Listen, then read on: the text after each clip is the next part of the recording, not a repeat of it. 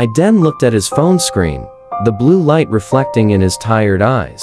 The number was the same. His bank balance, a little over $50. It had been a week since he'd had a proper meal, and the ramen packets in his cupboard were dwindling faster than his hope.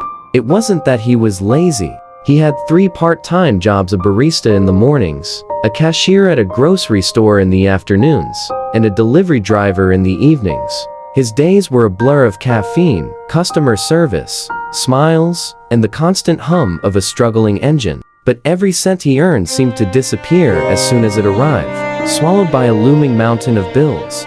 Tuition, textbooks, a tiny room he could barely afford, and the ever-present, terrifying specter of credit card debt.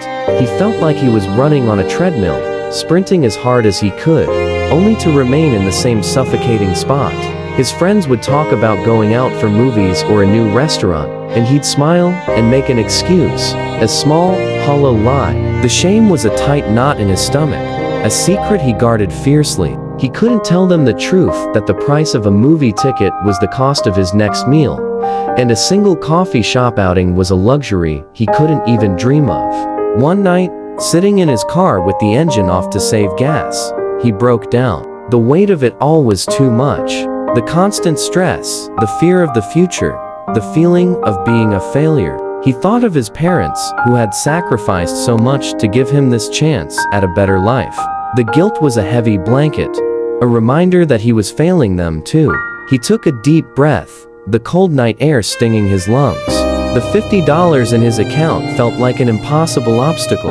But then he remembered something his father had said: when you're at the bottom, the only way to go is up. It was a simple phrase, but in that moment, it was a lifeline. He wasn't at the end of the road.